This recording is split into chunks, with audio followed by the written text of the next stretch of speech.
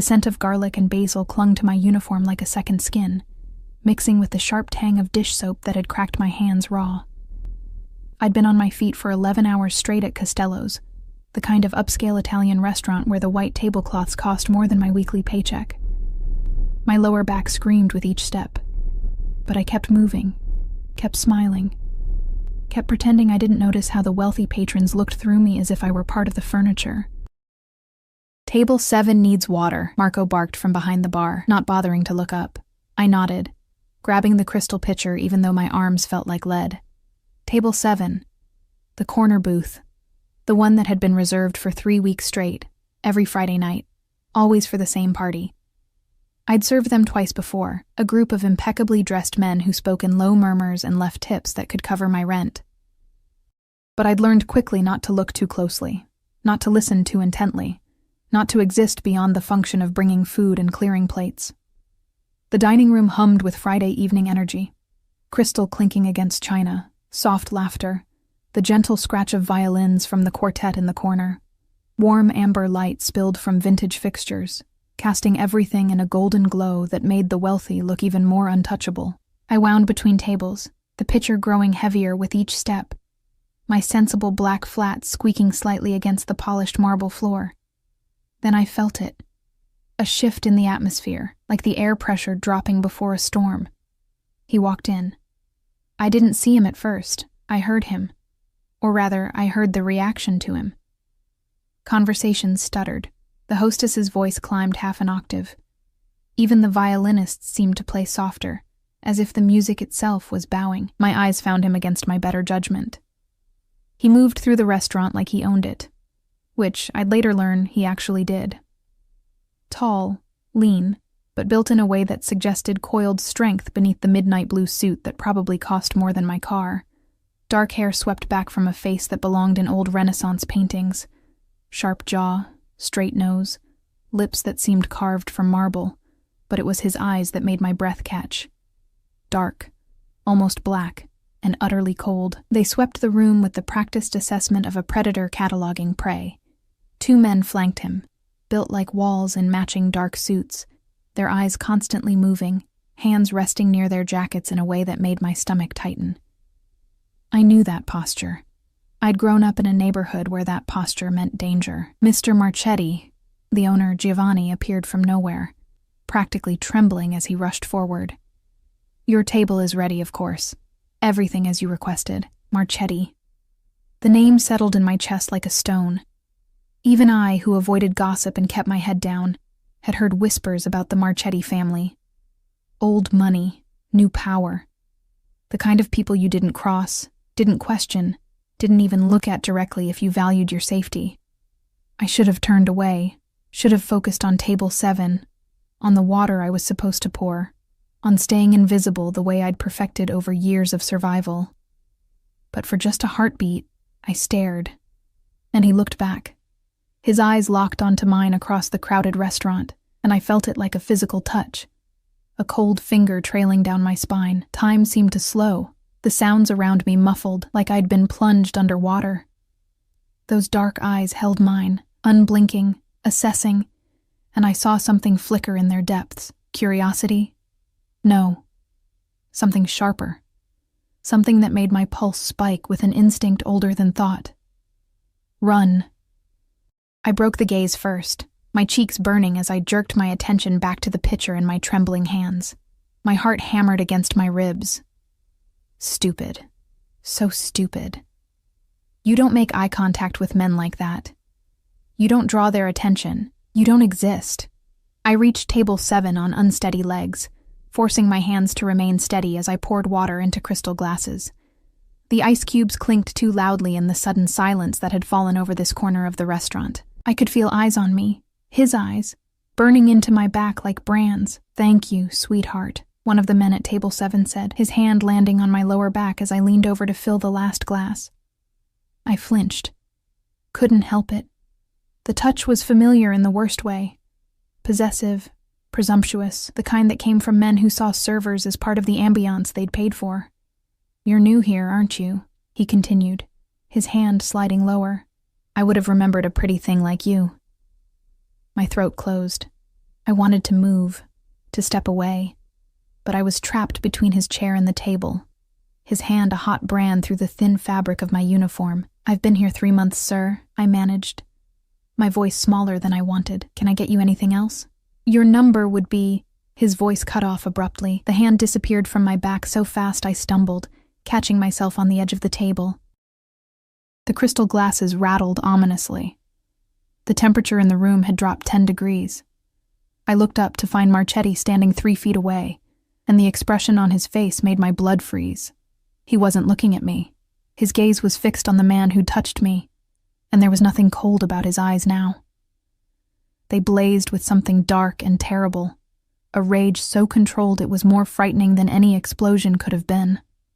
"Gentlemen," he said, his voice soft as silk and sharp as a blade, "I believe you're finished here." It wasn't a suggestion. The man who'd touched me had gone pale, his earlier confidence evaporating like steam.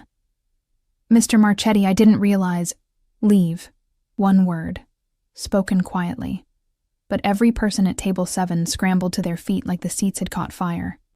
They threw bills on the table, far too many bills, and fled toward the exit without another word, without even collecting their coats. I stood frozen, the empty pitcher clutched to my chest like a shield, my mind struggling to process what had just happened. Marchetti turned to me, and I nearly stopped breathing. Up close, he was even more devastating.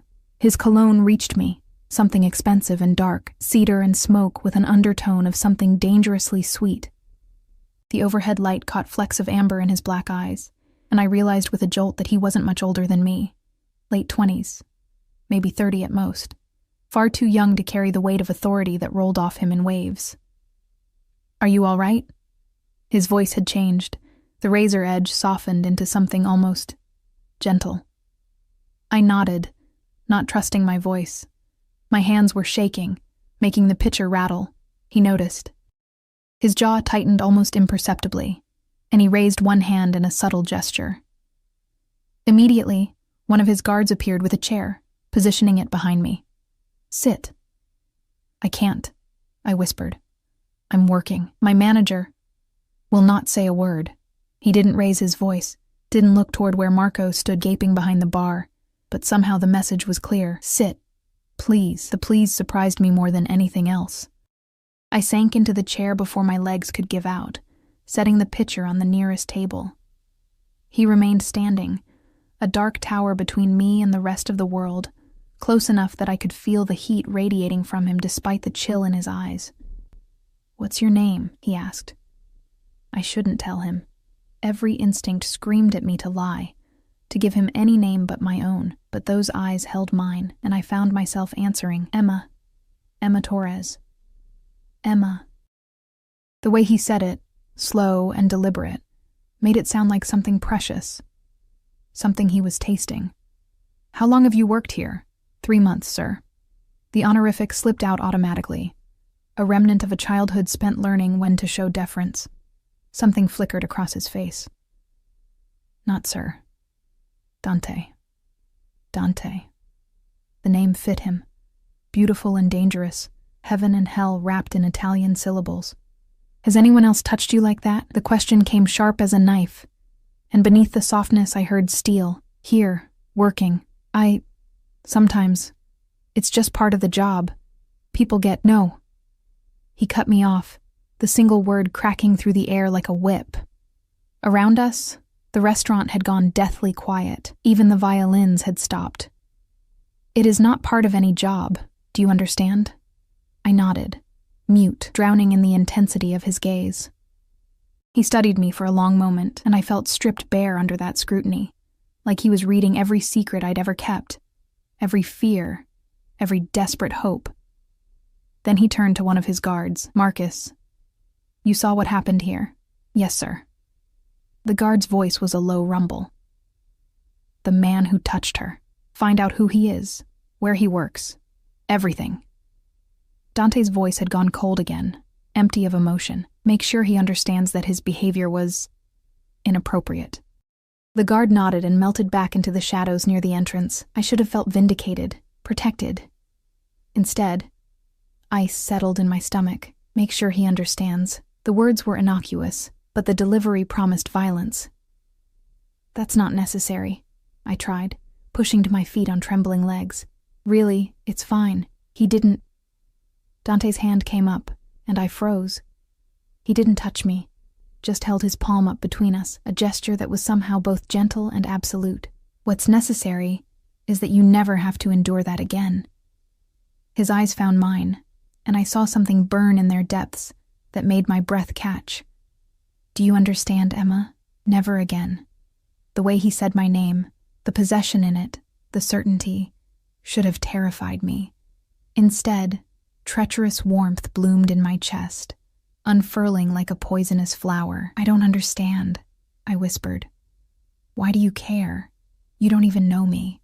A smile ghosted across his lips, there and gone so fast I might have imagined it. "Don't I?" Before I could respond, Giovanni rushed over, his face flushed and nervous. "Mr. Marchetti, your table is ready, and please, the lady's meal tonight, it's on the house, naturally." "The lady isn't dining." Dante's eyes never left mine. "She's working, but I'll require her station moved to Section 5. The section nearest his private booth. The section where I'd see him, serve him, exist in his orbit." Of course," Giovanni babbled, already snapping his fingers at Marco. "Miss Torres will be reassigned immediately." "That's not—" I started, but Dante was already moving away, his guards forming a human shield around him as he walked toward the corner booth. The restaurant seemed to exhale as he passed, conversations resuming in careful murmurs. He didn't look back, but I felt the weight of his attention like chains wrapping around my ribs, binding me to something I didn't understand and couldn't escape. Marco appeared at my elbow, his earlier surliness replaced by something that looked almost like fear. "You're on Section 5 for the rest of the night. Don't screw this up, Torres. Whatever you did to get his attention, just keep him happy." I nodded numbly, my mind reeling. What had I done? I'd made eye contact, let a customer touch me, existed in the wrong place at the wrong time, and somehow, impossibly, caught the attention of the most dangerous man in the city. As I gathered my composure and headed toward Section 5, my reflection caught in one of the ornate mirrors lining the walls. I looked small in my plain uniform, my dark hair escaping its practical bun, exhaustion carved into the shadows under my eyes. Ordinary. Invisible. But in the mirror's edge, I could see Dante's booth, and even though he was surrounded by his men, even though he appeared to be deep in conversation, I knew with bone-deep certainty that he was aware of my every movement. I'd spent my whole life trying to disappear, to stay safe by staying unseen. Tonight, I'd been seen, and I had the terrible feeling that nothing would ever be the same. The weekend passed in a blur of anxious dreams and restless pacing in my cramped studio apartment. Every time I closed my eyes, I saw those dark eyes fixed on me, felt the phantom weight of his attention pressing down on my chest like a stone. By Monday morning, I'd almost convinced myself I'd imagined the entire thing, the intensity, the threat wrapped in protection, the way he'd said my name like he owned it. Almost. I arrived at Costello's for the lunch shift with my stomach in knots, half hoping and half dreading that Friday night had been an aberration. Maybe he only came on weekends. Maybe I'd never see him again. Maybe I could go back to being invisible. The kitchen was chaos as always, steam rising from pots, the rapid-fire Spanish curses from the line cooks mixing with the clatter of dishes. I tied my apron with shaking fingers, trying to focus on the familiar routine. Monday lunch was usually slow, mostly business meetings and lonely businessmen nursing single glasses of wine while they pretended to work on their laptops. Torres. Marco's voice made me jump. He jerked his head toward the dining room. Section 5. Again. My heart stuttered. But I thought, "You thought wrong. Boss's orders.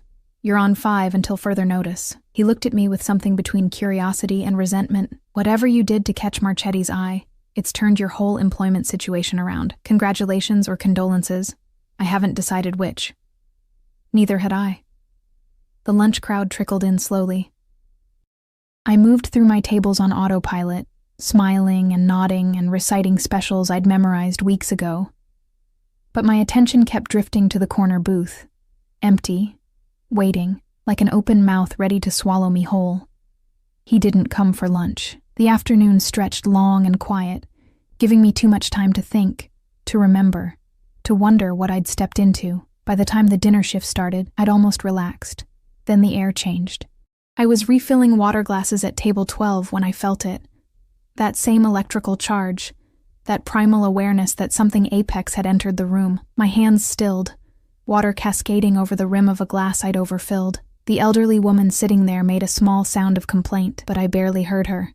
Dante walked through the entrance like he was walking into his own home, same midnight suit, or one identical to it, same predatory grace, same guards flanking him like extensions of his shadow. But tonight, his eyes found me immediately, across the entire dining room, through the scattered tables and dim lighting and deliberate maze of the restaurant's layout. He found me like I was the only thing in the room worth looking at. Heat flooded my cheeks. I jerked my attention back to the table, apologizing profusely to the woman whose lap I'd nearly drenched, mopping up water with shaking hands. When I finally dared to glance back toward the entrance, he was being seated at his usual booth, but his gaze remained locked on me. Watching. Always watching. "Miss?" A man at table 14 was trying to get my attention. "Could we order?"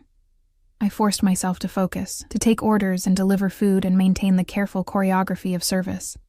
But I was hyper-aware of the corner booth, of the low murmur of male voices, of the way conversations seemed to lean toward Dante's table like plants bending toward the sun, or moths drawn to flame. An hour into dinner service, Giovanni appeared at my elbow, his expression carefully neutral. "Mr. Marchetti has requested you specifically for his table tonight." My throat went dry. "What?" "You'll be serving his party exclusively. Leave your other tables to Maria." He pressed a small notepad into my hands. "And Emma? Be professional. Be polite. Don't ask questions." The warning in his voice was clear. I nodded, my pulse thrumming in my ears as I approached the corner booth on legs that felt disconnected from my body. 5 men sat around the curved leather seating, but Dante commanded the space effortlessly. He sat at the center, one arm draped along the back of the booth, his long fingers drumming a slow rhythm against the leather. The men surrounding him were older, harder, their faces marked by violence and years. They fell silent as I approached. "Good evening." My voice came out steadier than I'd expected. "Can I start you with drinks?" "Whiskey," one of the older men said, not looking at me. "Macallan 25 neat." I scribbled the order, working my way around the table. Dante waited until I reached him, until I had no choice but to meet those dark eyes. "What would you recommend, Emma?" The use of my name, casual and intimate, made something flutter dangerously in my chest. "The Barolo is excellent tonight, Mr. Marchetti." "Dante," he corrected softly. "And I'll trust your judgment. Bring me whatever you'd choose." It was a test. I knew it instinctively, felt the weight of it. The other men at the table were watching me now, their attention sharp and assessing. One wrong move, one sign of presumption or fear, and I'd fail some invisible evaluation. "The Tignanello, then," I said, holding his gaze. 2016. It's bold, but balanced, complex. Something flickered in his eyes, approval maybe, or amusement. "Perfect." I fled to the bar on trembling legs, my skin burning where his gaze had touched. Marco poured the drinks with unusual care, arranging them on a tray with hands that shook slightly. "You know what he is, right?" Marco whispered as I waited. "What they all are? I don't ask questions," I replied, echoing Giovanni's warning. "Smart girl. Keep it that way." Carrying the tray back felt like walking a tightrope. The restaurant seemed too quiet, too many eyes tracking my progress. I distributed drinks with practiced efficiency, saving Dante's wine for last. As I poured, I was acutely aware of how close I had to stand, how the scent of his cologne wrapped around me, cedar and smoke and something darker, like expensive leather and danger. "Thank you," he said softly, and his fingers brushed mine as he took the glass. The contact lasted less than a second, but I felt it everywhere. A shock of heat that raced up my arm and settled somewhere dangerous in my chest. I pulled back too quickly, nearly dropping the tray. His lips curved into the ghost of a smile. The dinner progressed in a haze of tension. I brought appetizers, entrees, cleared plates with mechanical precision. The men talked business in voices too low for me to catch specifics, but I heard enough. Names, numbers, territories. The language of power and violence wrapped in corporate euphemisms. I kept my face blank, my attention carefully divided. Don't listen. Don't remember. Don't become a liability. But I felt Dante's eyes on me constantly, tracking my movements like a hawk watching prey. Every time I approached the table, the conversation would pause. Every time I left, I felt the weight of his stare burning into my back. It was almost a relief when dessert finally came. I set the tiramisu in front of him with steady hands, ready to retreat to the safety of distance. Stay. His voice was quiet, but absolute. I froze, the empty tray clutched against my chest. Sir?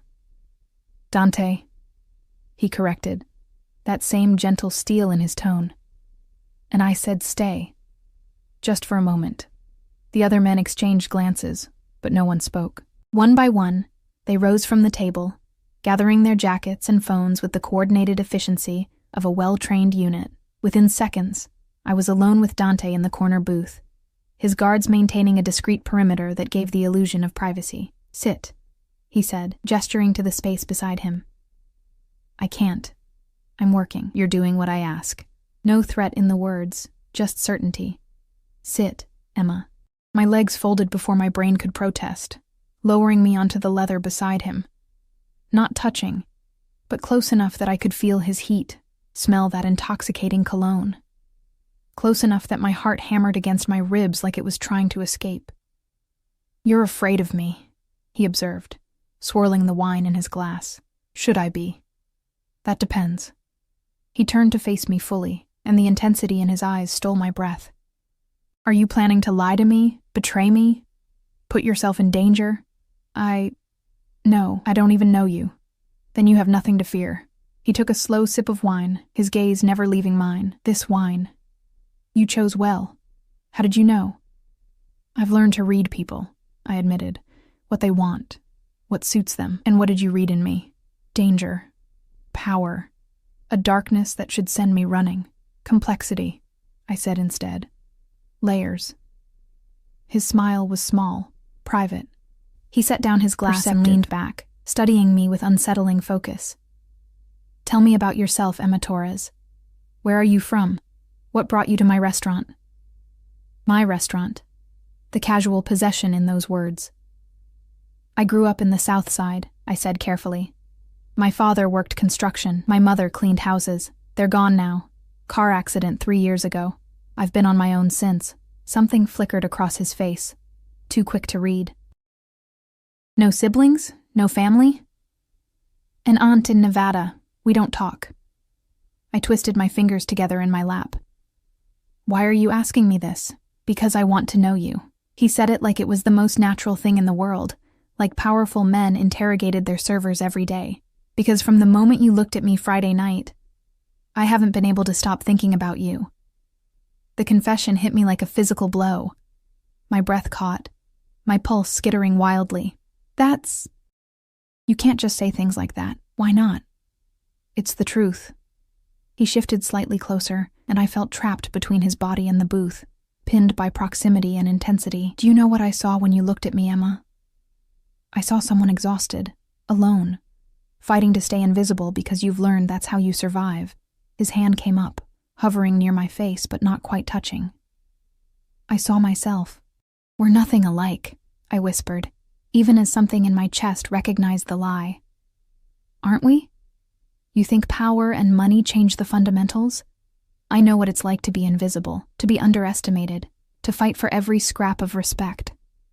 His voice had gone rough, raw, with something that sounded almost like pain. The difference is I stopped hiding. I took what was mine and dared anyone to challenge me. And what do you want from me? The question came out smaller than I intended. His hand finally made contact, fingers brushing my cheek with shocking gentleness. Everything. I should have pulled away, should have stood up, walked away, quit this job and never looked back. Instead, I sat frozen, trapped by the heat in his eyes and the terrifying flutter in my chest. I can't, I breathed. Whatever you think you see in me, you're wrong. I'm nobody. You're mine. The words landed between us like a bomb, stealing all the oxygen from the space. His thumb traced my jawline, the touch feather light, but burning. You can't just claim people, I protested weakly. I can. I do. His eyes held mine, dark and utterly certain. From the moment that man touched you, from the moment you flinched, something in me decided, you're under my protection now, Emma. Whether you want it or not. That's insane. Perhaps. He pulled back slightly, giving me space to breathe, but his gaze remained locked on mine. But it's done. You'll move out of wherever you're living. What? No. Into one of my properties, somewhere safe, somewhere I know you're protected. You can't just rearrange my life. I stood up too fast, the booth catching my hip, sending a sharp pain through my side. You don't own me. You can't. I'm not asking permission. His voice had gone cold, that gentle mask slipping to reveal steel underneath. Your current building. 3 locks broken, no security, drug dealers on the 2nd floor. You work late nights and walk home alone through streets where women disappear. That ends now. Ice flooded my veins. How do you know where I live? I know everything about you, Emma. He stood as well, towering over me, and I saw the predator beneath the beautiful face. Your lease that's month to month. Your student loans from a degree you never finished. The fact that you eat 1 meal a day and send half your paycheck to pay off your father's debts. He took a step closer, and I retreated until my back hit the wall. I know you're alone. I know you're struggling. And I know that if I don't protect you, no one else will. Tears burned behind my eyes. Rage, fear, and something more dangerous I refused to name. You had me investigated. I had you researched. There's a difference. No, there isn't. My voice cracked, too loud in the quiet corner. You invaded my privacy.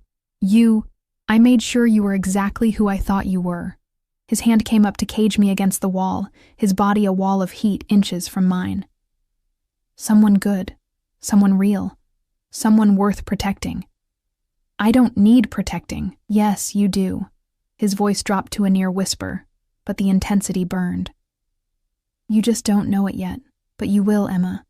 When men stop grabbing you, when you stop jumping at shadows, when you can sleep without 3 locks on your door and a knife under your pillow.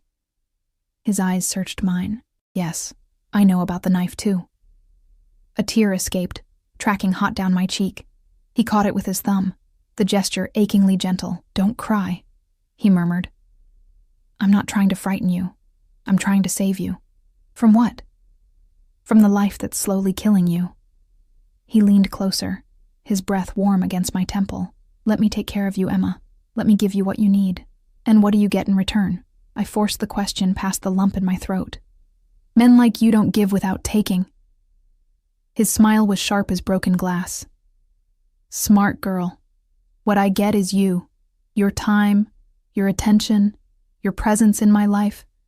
I get to know you're safe, that you're cared for, that when I close my eyes at night you're sleeping somewhere secure. That's all? For now. He pulled back, giving me room to breathe. But his eyes promised more. I'm a patient man, Emma. I can wait for the rest. My mind reeled, trying to process the insanity of what he was offering, or demanding. A gilded cage, protection that felt like possession, safety that came with chains. What if I say no? I whispered. His jaw tightened, and for a moment I saw something dangerous flash in his eyes. Then it was gone, replaced by that careful control. Then you say no. I won't force you. He reached into his jacket and pulled out a business card, pressing it into my trembling hand. But the offer stands. When you're ready, and you will be ready, Emma, you call this number. Anytime. Day or night. He stepped back, releasing me from the cage of his presence. I sagged against the wall, my legs weak. Think about it, he said softly. But don't think too long. The world is dangerous for women like you. And I'd hate for something to happen before you accepted my help. It wasn't quite a threat, not quite a promise. Something in between that made my stomach twist. He turned to leave, his guards materializing around him like shadows coalescing. At the edge of the section, he paused and looked back. "One more thing, Emma. That apartment of yours? The locks will be fixed by tomorrow morning. Consider it a gift. No strings attached." Then he was gone, taking his dark energy and dangerous promises with him. I stood against the wall for a long moment, clutching his card, my heart racing and my mind spinning. The restaurant seemed too bright suddenly, too normal, like I'd been pulled from a dream or a nightmare back into mundane reality. But the card in my hand was real. The heat of his touch still lingered on my skin. And somewhere deep in my chest, beneath the fear and confusion, something treacherous whispered that maybe, just maybe, I wanted to call that number. I looked down at the simple black card. No name, no company, just a phone number embossed in silver, and I knew, with terrifying certainty, that eventually I would use it. The only question was how long I could resist. I didn't call.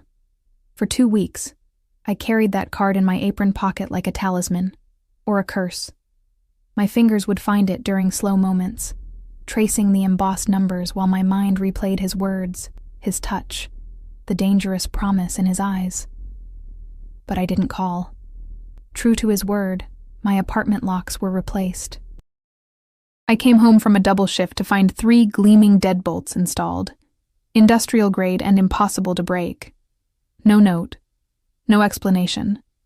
Just silent proof that Dante Marchetti kept his promises, and that his reach extended everywhere, even into my pathetic sanctuary. I should have felt violated. Instead, I slept through the night for the first time in months. He didn't come back to Costello's, not the next Friday, not the Friday after.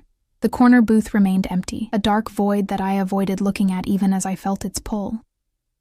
Giovanni reassigned me to general sections, and life returned to the exhausting grind of double shifts and aching feet and customers who looked through me. Except now I knew what it felt like to be seen. The 3rd week, everything changed. It started innocuously enough, a Tuesday lunch shift, sparse crowd, the kind of slow day where minutes dragged like hours. I was wiping down tables when my phone buzzed in my pocket. Unknown number. I almost ignored it, but something made me step into the kitchen hallway and answer. "Hello?" Silence. Then breathing. Heavy, deliberate. "Hello?" I repeated, my skin prickling.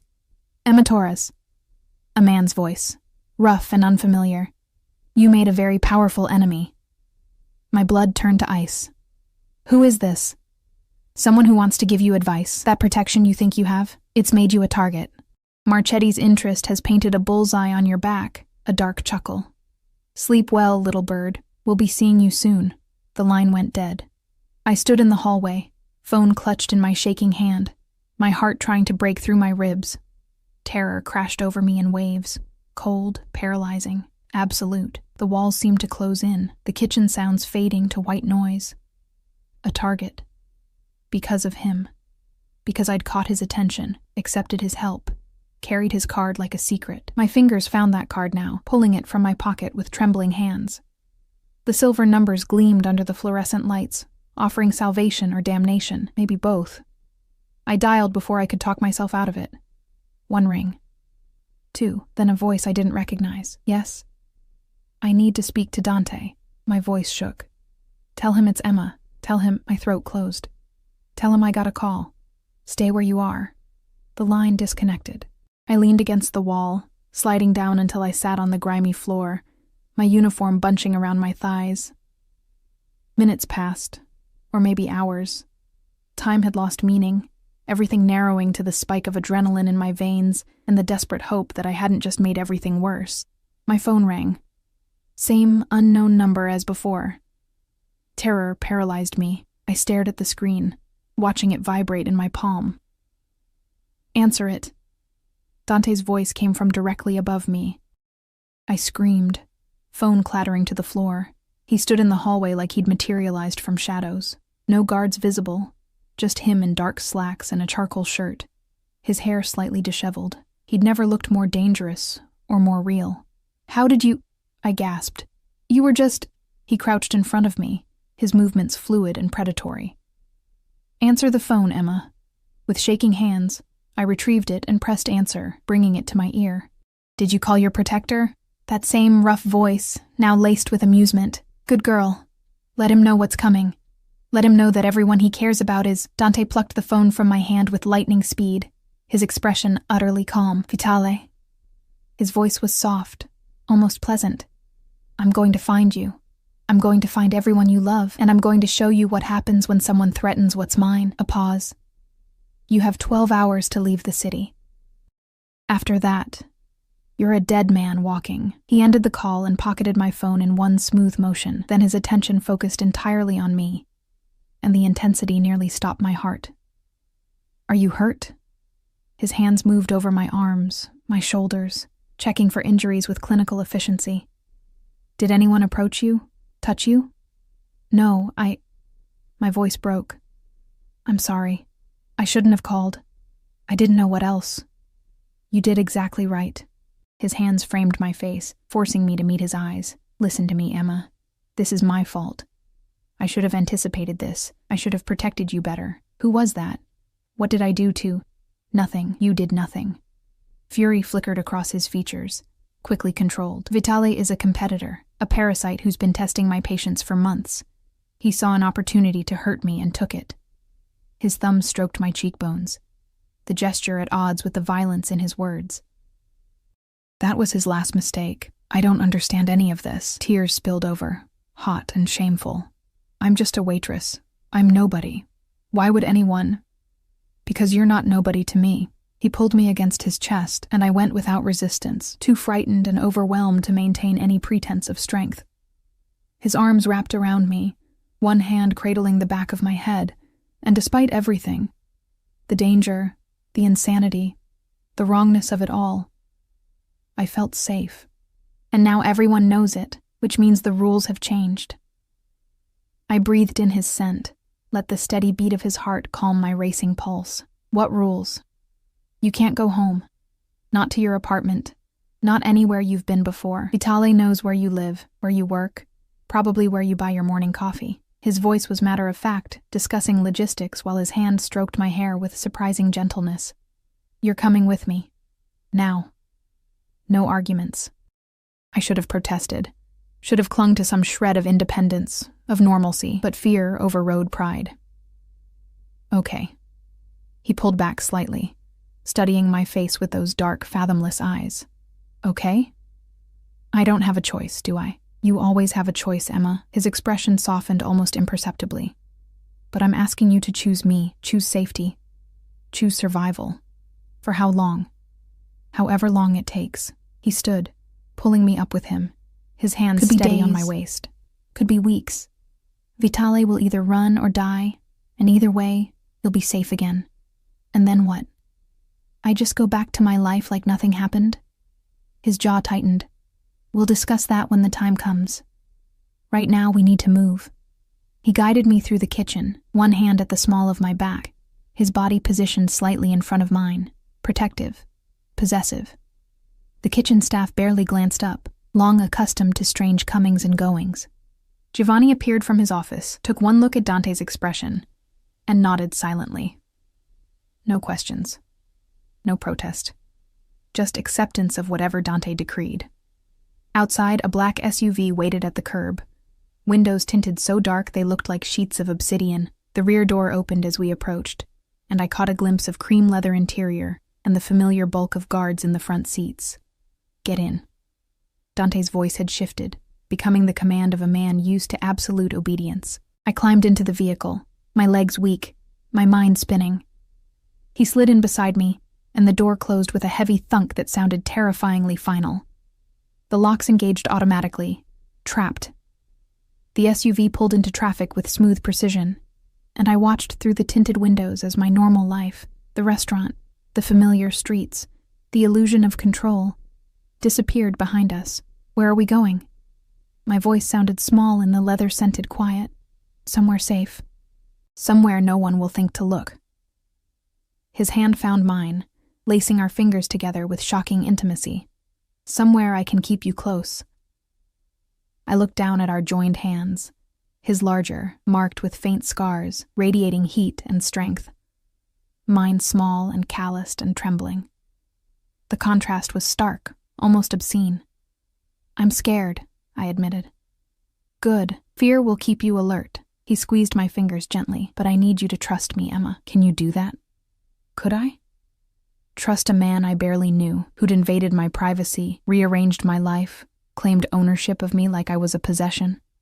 A man whose world was violence and power and secrets, but he'd also protected me, fixed my locks, come when I called. And the warmth of his hand in mine felt like an anchor in a storm. "I don't know," I whispered honestly. His lips curved into something that might have been a smile. "Fair enough. Then trust this. I will never let anyone hurt you. Not while there's breath in my body." The conviction in his voice sent shivers down my spine. Why? Why me? He was quiet for a long moment, his thumb tracing circles on my palm. When he finally spoke, his voice was lower, rougher. "When I was 16, I watched my mother get gunned down in the street. Wrong place, wrong time, caught in crossfire from a war that had nothing to do with her, his eyes fixed on something distant, something painful. She was invisible, insignificant, nobody's priority, and she died because no one thought she was worth protecting." My breath caught. "Dante, I swore that day I'd never be powerless again, that I'd become someone who could protect the people who mattered." His gaze snapped back to mine, intense and burning. "You matter, Emma. From the moment you looked at me with those tired, wary eyes, you mattered, and I will burn this entire city down before I let what happened to my mother happen to you." Tears blurred my vision. The raw honesty in his words, the pain beneath the power. It cracked something open in my chest. "I'm sorry about your mother. Don't be sorry. Be safe." He released my hand only to wrap his arm around my shoulders, pulling me against his side. "Rest. We have a long drive ahead." "Where?" "No more questions tonight. Just rest." Against every instinct, I let my head rest against his shoulder. His heartbeat thrummed steady and strong beneath my ear, and the solid warmth of him slowly dissolved the last of my adrenaline, leaving only exhaustion in its wake. The city lights blurred past the windows, colors bleeding together, neon reds and yellows, the white glare of headlights, the deep purple of the evening sky. Each mile took me further from everything I knew, everything familiar. But Dante's arm stayed firm around me, his other hand resuming those gentle circles on my palm, and somewhere between terror and surrender, I felt my eyes growing heavy. "I've got you," he murmured against my hair. "Sleep, Emma.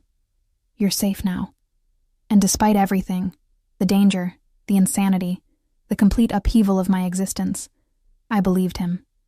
My eyes drifted closed as the SUV carried us into the unknown, into a future I couldn't predict or control. The last thing I registered was the press of Dante's lips against my temple, featherlight and achingly tender. "Mine," he whispered, so soft I might have dreamed it. Finally mine. Darkness pulled me under, and for the first time in 3 years, I fell asleep feeling protected instead of afraid, even if the protection came wrapped in chains. I woke to silence, and sunlight streaming through floor-to-ceiling windows. For a disorienting moment, I didn't know where I was. The bed beneath me was impossibly soft, wrapped in sheets that felt like liquid silk against my skin. The room around me was enormous, all clean lines and muted grays, minimalist furniture that probably cost more than I'd earned in my entire life. A modern chandelier hung from the vaulted ceiling, crystals catching the morning light and scattering rainbow fragments across the walls. Memory crashed back. The phone call. Dante appearing like a dark angel. The SUV carrying me away from everything I knew. I sat up too fast, my heart hammering. I was still in my work uniform, wrinkled and smelling faintly of garlic and stress sweat. Someone had removed my shoes and covered me with a cashmere throw. Through the windows, I saw nothing but trees, dense forest stretching in every direction, no neighbors, no roads visible. Isolated. Hidden. Safe or trapped. Maybe both. A soft knock interrupted my spiraling thoughts. Before I could respond, the door opened and a woman entered, middle-aged, stern-faced, carrying a tray laden with breakfast. She wore simple black clothing and moved with efficient purpose. "Good morning, Miss Torres. I'm Mrs. Chen. Mr. Marchetti asked me to bring you breakfast and show you to the bathroom." Her accent was slight, her tone professional, but not unkind. There are clothes in the closet, all your size. Mr. Marchetti will join you for lunch at 1 o'clock. She set the tray on the bedside table and gestured to a door I hadn't noticed. The bathroom is through there. Take your time. You're safe here. Before I could ask the 1,000 questions crowding my tongue, she was gone. The door closing with a whisper-soft click. I stared at the breakfast. Fresh fruit. Pastries that looked handmade. Coffee in a delicate porcelain cup that steamed gently. My stomach growled, betraying me. When had I last eaten? Yesterday's lunch shift, probably. I devoured the food with shaking hands, barely tasting it, driven by hunger and nerves. Then I explored the bathroom, which turned out to be larger than my entire studio apartment. Marble everywhere. A shower that could fit 5 people. A tub deep enough to drown in. Bottles of expensive products lined the shelves. Shampoo, conditioner, body wash. All in scents I recognized from high-end department stores I'd never shopped in. The hot water felt like absolution. I stood under the spray until my skin turned pink, washing away the restaurant smell, the fear sweat, the lingering sense of violation from that phone call. But I couldn't wash away the reality of where I was or why. The closet held an entire wardrobe in exactly my size. Jeans, sweaters, dresses, all tasteful and expensive. Nothing revealing. Nothing that screamed mistress. Just quality clothes for a normal woman. The thoughtfulness of it disturbed me more than overt seduction would have. He'd planned this, known I'd end up here eventually. I chose jeans and a soft gray sweater, then spent the morning exploring my gilded cage. The house was massive, 3 floors of contemporary luxury, nestled in what appeared to be endless private forest. Large windows offered views of nothing but trees and sky, no guards visible, but I felt watched anyway, cameras probably, hidden in the elegant architecture. At exactly 1 o'clock, I found my way to the dining room. Dante sat at the head of a long table, sunlight illuminating him like a Renaissance painting. He'd changed into dark jeans and a black Henley that clung to his frame, more casual than I'd ever seen him, but no less commanding. He was reading something on his phone, his expression focused and cold. Then he looked up and saw me, and his entire face transformed. "Emma." He stood immediately, pocketing the phone. "You slept well?" 14 hours, apparently. I hovered in the doorway, suddenly uncertain. "Mrs. Chen told me. You needed it. Come sit." He pulled out the chair to his right, not at the opposite end of the table, but close, intimate. "Are you hungry?" "I had breakfast." "Then have lunch anyway. You're too thin." His eyes traveled over me with an assessment that felt almost clinical. "When's the last time you ate 3 full meals in a day?" Heat crept up my neck. "I eat enough." "You eat 1 meal and survive. There's a difference." He served me himself, piling food onto my plate from the dishes spread across the table. Roasted chicken, vegetables that looked garden fresh, bread that filled the air with yeast and warmth. "Here, you'll eat properly. You'll rest. You'll remember what it's like to be taken care of." I stared at the plate, emotions churning. Gratitude, resentment, confusion, and something dangerously close to longing. "You can't just fix my life by feeding me." "I can try." He sat back, his wine glass loose in his hand, watching me with those penetrating dark eyes. "Eat, Emma, please." The please undid me. I picked up my fork and ate, and the food was incredible, rich and flavorful, and clearly prepared by someone who knew their craft. Dante watched every bite with satisfaction that bordered on possessive. "Tell me about the phone call," he said after a few minutes. "Everything you remember." I recounted it, watching his expression darken with each detail. By the time I finished, his knuckles were white around his wine glass. "Vitali is being dealt with," he said, his voice carrying the same deadly calm I'd heard in the restaurant hallway. "He won't bother you again. No one will." "What does that mean?" "Dealt with." "It means you don't need to worry about it." "That's not an answer." His eyes met mine, and I saw something flicker there, approval maybe. "No, it's not, but it's the only one you're getting. Some things are better left unknown, Emma. Trust me on that." "How can I trust you when you won't tell me anything?" "Because I'm keeping you alive." He set down his glass with controlled precision. Because I'm keeping you safe while men far more dangerous than Vitale circle like sharks, looking for any weakness they can exploit. And right now, you're my weakness. The confession hung between us, raw and unexpected. I never asked to be, I whispered. No, you just existed. Looked at me with those eyes. Flinched when some bastard put his hands on you. His jaw clenched. And something in me broke, Emma. Something I've kept locked down for years. The need to protect, to possess, to keep something pure and real in a world made of lies and blood.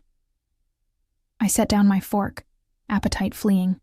I'm not a thing you can keep, I know. He leaned forward, elbows on the table, his intensity pinning me in place. But I'm going to try anyway, because the alternative, letting you go back to that life, to being invisible and alone and one bad day away from disaster, that's not acceptable to me. So what am I supposed to do? Just stay here forever? Be your... what? Your kept woman? Your pet project? Pain flashed across his features, quickly masked. You're supposed to be safe. Everything else we'll figure out together. Together. I laughed bitterly. Like I have any say in this, you do. He reached across the space between us, his hand open on the table, offering, not demanding. You can leave any time you want. I'll have you driven anywhere, set up with new accommodations, protection from a distance. Say the word, Emma, and I'll let you go. I stared at his hand, at the scars marking his knuckles, the strength in those long fingers. You're lying. I'm not. Test me. My heart pounded. Fine, I want to leave. Take me back to the city. Drop me at a hotel. I'll figure out the rest. He didn't move, didn't blink, just watched me with those fathomless eyes. All right. I'll have Marcus bring the car around. You can be gone within the hour. I waited for the catch, the threat, the revelation that this was all manipulation. But he just sat there, patient and still, giving me the choice he'd promised. And I realized with dawning horror that I didn't want to leave.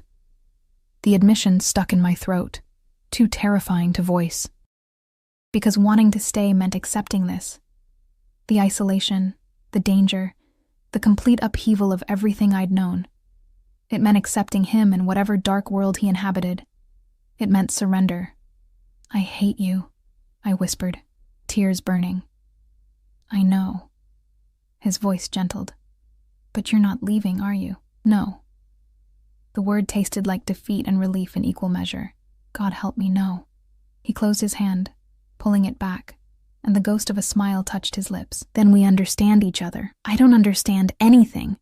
Not you, not this, not why. Because you saw me, Emma. He stood, moving around the table with predatory grace until he stood beside my chair. Really saw me. Not the reputation, not the fear, not the carefully constructed image. You looked at me like I was just a man, and I haven't been just a man in a very long time. He crouched beside my chair, bringing us eye level, and the vulnerability in his expression stole my breath. This close, I could see flecks of gold in the dark brown of his eyes, could count the faint lines at their corners, could smell cedar and smoke and something uniquely him. I don't know how to do this, I admitted. I don't know how to be what you want.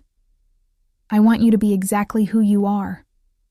His hand came up, cupping my cheek with devastating tenderness.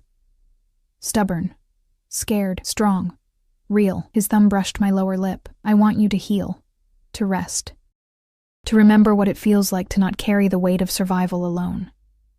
And then we see what happens. No pressure, no expectations beyond safety and honesty. His eyes searched mine. Can you give me that? Time to prove I'm more than the monster you think I am? Are you? More than a monster? His smile was sad, self-aware. Probably not. But for you, I'd like to try. The honesty undid me. I leaned forward until my forehead rested against his, our breath mingling in the small space between us. This is insane. Completely. His hand slid into my hair, cradling my skull. But sometimes insanity is the only sane response to an insane world. We stayed like that for a long moment, balanced on the knife's edge between resistance and surrender. Then he pulled back, standing with fluid grace. "Come, I want to show you something." He led me through the house and out onto a massive deck overlooking the forest. The view was breathtaking, autumn colors painting the trees in fire. Mountains rising in the distance, sky so blue it hurt. A path wound down through the trees, disappearing into shadow and mystery. "This property has been in my family for 3 generations, Dante said, his hand finding mine, lacing our fingers together with casual intimacy. "My grandfather built this house as a refuge. Somewhere away from the city, the business, the constant threat. Somewhere to remember what peace felt like. It's beautiful. It's yours. For as long as you need it." He turned to face me, his expression serious. "I meant what I said, Emma. No expectations.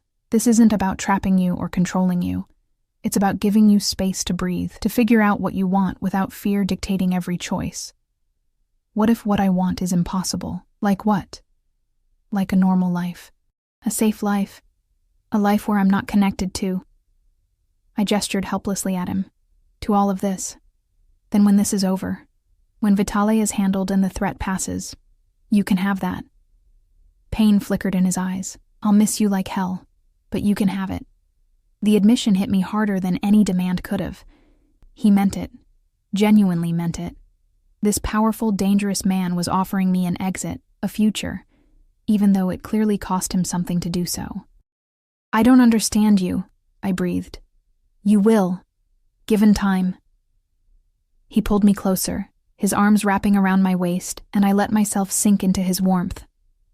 "For now, just accept that you're safe, that someone cares whether you live or die, whether you eat or starve, whether you sleep peacefully or wake up terrified." I buried my face in his chest, breathing him in, letting his heartbeat calm my racing thoughts. "Okay. Okay? Okay. I'll stay. I'll try. My voice caught. "I'll trust you, as much as I can." His arms tightened around me, and I felt him press a kiss to the top of my head. That's all I ask. We stood like that as the sun climbed higher, warming the deck, burning away the morning chill, and for the first time since that phone call shattered my world, I felt something other than fear. I felt hope. Dangerous, fragile, terrifying hope. And I had the sinking feeling that Dante Marchetti was going to become much more than my protector. He was going to become my undoing. 3 weeks passed in a strange suspension of reality. Days blurred into each other, marked by morning coffee on the deck, afternoon walks through the forest, evenings spent in the vast library where Dante had collected what seemed like every book ever written. Mrs. Chen cooked meals that made me remember food could be pleasure, not just fuel. I gained weight. Color returned to my cheeks, and the permanent knot of tension in my shoulders slowly unwound. And Dante was always there, not smothering, not demanding, just present. He worked from the house, his office door usually open so I could hear the low rumble of his voice during calls. He ate meals with me, asked about my day, taught me chess in the evenings with patient humor when I lost repeatedly. He never pushed for more than I was willing to give, never crossed the invisible boundaries I'd drawn, but the tension between us built like a storm gathering strength. It was in the way his eyes followed me across rooms, the careful distance he maintained, as if afraid one touch would shatter his control. The quiet intensity when I laughed at something he'd said, like he was memorizing the sound. The protective hand at my back when we walked the forest paths, his body angled to shield me from threats that existed only in his mind. I was falling for him, slowly, terrifyingly, inevitably. On the 22nd day, everything changed. I woke to raised voices, rare in this peaceful sanctuary. Dante's office door was closed, but even through the heavy wood I could hear the argument. "Liability we can't afford," an unfamiliar male voice growled. "She's seen too much, knows too much. You're thinking with your cock instead of your head. Watch your mouth." Dante's voice was deadly quiet. "You're talking about the woman I'm going to marry." The words hit me like a physical blow. I froze outside the door, my hand pressed against the wall for balance. "Mary?" The other man laughed harshly. "You've known her a month. This isn't love, it's obsession. And obsessions get people killed." Then I'll kill anyone who threatens her. No hesitation, just flat certainty. She stays. She's protected. And when this is finished, she'll have the choice to stay or go. But while she's here, while she's mine, no one touches her. Are we clear, Vincent? A long silence. Then, Crystal, but when this blows back on you, don't say I didn't warn you. Footsteps approached the door. I fled down the hallway, my heart racing, Dante's words echoing in my skull. The woman I'm going to marry. I made it to the library before the tears came. Hot, confused, terrified tears. He couldn't mean it. It was posturing, protecting his reputation, explaining away his inexplicable fixation on a nobody waitress. Men like Dante Marchetti didn't marry women like me. Except the conviction in his voice suggested otherwise. I was still crying when he found me 20 minutes later, curled in the window seat overlooking the forest, afternoon light painting everything gold. Emma. He crossed to me immediately, concern etched into every line of his face. What happened? Are you hurt? I heard you. The accusation came out broken, talking to Vincent. About me. He went very still. How much did you hear? Enough. I swiped at my tears angrily. You can't just decide to marry me, Dante. That's not how this works. That's not... I know. He sank onto the window seat beside me, careful to leave space between us. I know that sounded insane, possessive, controlling. Because it is all those things. Yes. He ran a hand through his hair, a rare gesture of frustration. But it's also true. From the moment I saw you, something in me recognized something in you. Like finding a missing piece I didn't know I'd lost. His eyes found mine, raw and honest.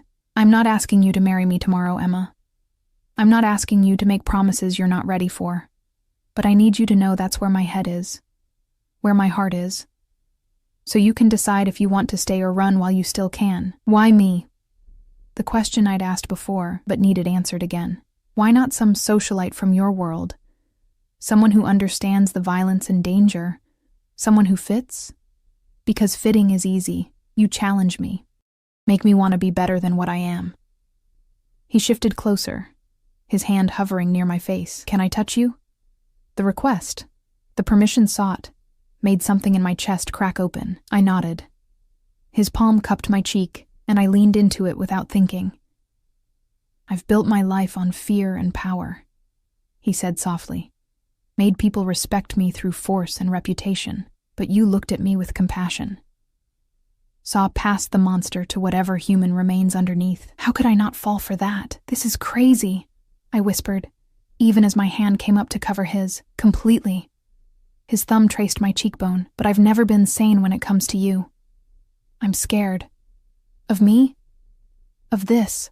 Of what it means. Of... My voice broke. Of wanting it too much. His eyes widened slightly, hope flickering in their depths. You want this? Want me? The vulnerability in his question destroyed my last defenses. Yes, God help me, yes.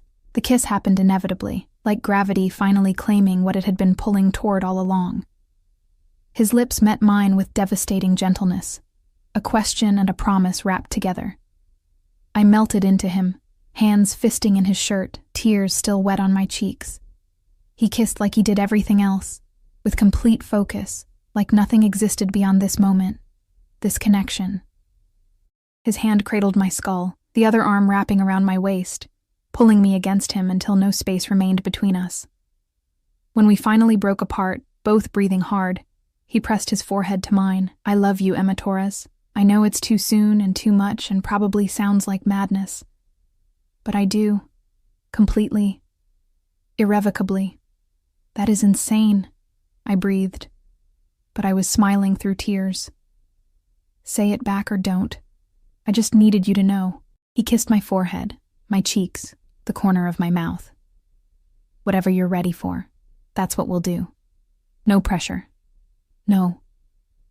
I love you too. The words tumbled out before fear could stop them. I don't understand it and I'm terrified, and this is probably going to end in disaster, but I love you. His smile transformed his face, making him look younger, lighter, almost boyish. Yeah? Yeah. I laughed wetly. We're both insane. Probably. He pulled me fully into his lap, and I went willingly, curling against his chest, but at least we're insane together. We stayed like that as the sun tracked across the sky, holding each other in the golden light, finally admitting what had been building since that first electric glance across a crowded restaurant. The next 2 weeks were a revelation. Dante remained protective, possessive, but now the careful distance disappeared. He'd pull me into his lap while he worked, press kisses to my temple while I read, hold my hand across the dinner table like he needed the contact to breathe. We talked for hours about his mother's death, my parents' accident, the violence of his world, and the invisibility of mine. He showed me his scars, literal and figurative. I showed him mine, and slowly, impossibly, we built something real from the ashes of our broken pasts. On a crisp October morning, Dante found me on the deck with my coffee, watching mist rise from the forest like spirits ascending. "Vitale's gone," he said without preamble. "Left the country 3 days ago. He won't be back." Relief and dread warred in my chest. So it's over? The immediate threat? Yes. He joined me at the railing, his shoulder brushing mine. "You're safe now. Free to go back to the city, to your life, to whatever you choose." The offer hung between us, and I realized this was the test. The moment of truth. He'd promised me freedom, and now he was delivering it. "What do you want?" I asked. "I want you to stay." His voice was rough with emotion, not because you're hiding or scared or have no other choice, but because you choose me, choose us, choose this life we could build together.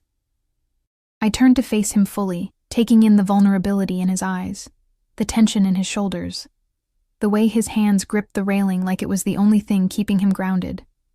"I choose you," I said simply. "Not the safety, not the house or the protection or the escape from my old life. You, Dante, just you." He exhaled like I'd released him from a curse, pulling me into his arms with desperate relief. "Thank God. I was prepared to let you go, but it would have destroyed me. Then it's good I'm staying." I pulled back enough to see his face. "But I have conditions. Anything. I want to work. Not at the restaurant, but something. I need purpose beyond being your... what do I even call myself? My partner, my equal, my future wife. When you're ready." He brushed hair from my face, and I agree. "We'll find you something meaningful. You're too smart and capable to waste your talents. I want honesty. About your business, the dangers, all of it. No more protection through ignorance." His jaw tightened, but he nodded. "That's harder. But yes, you deserve to know what world you're choosing. And I want a real relationship. Not you making all the decisions. Not me just accepting whatever you decree. Partnership, like you said. Real partnership. Done." He cupped my face in both hands. "Anything else?" "Marry me." He blinked, shock replacing certainty. "What?" "You said you wanted to. That I was the woman you'd marry. Racing, so marry me. Not someday. Not when everything's perfect. Now. Soon. Before I lose my nerve or reality crashes back in. Emma." His voice cracked with emotion. "You're serious. Completely. I'm choosing this. Choosing you. Choosing us.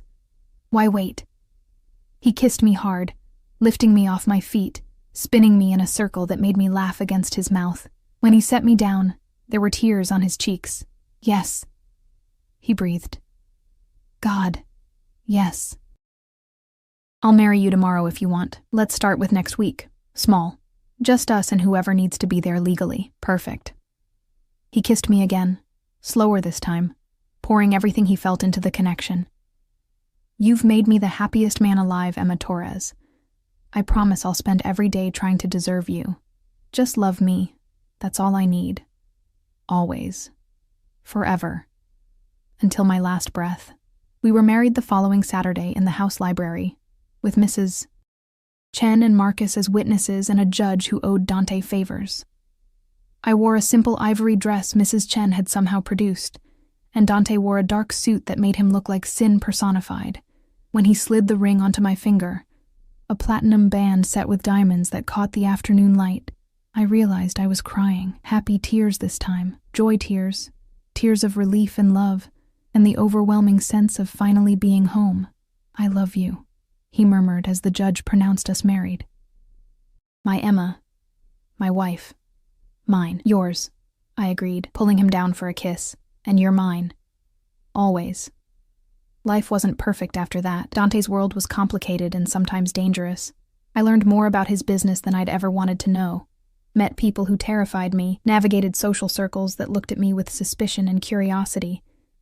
But I also found my place, started a foundation helping women escape poverty and dangerous situations, using Dante's resources and connections to build something meaningful. Learned that being his wife didn't mean losing myself.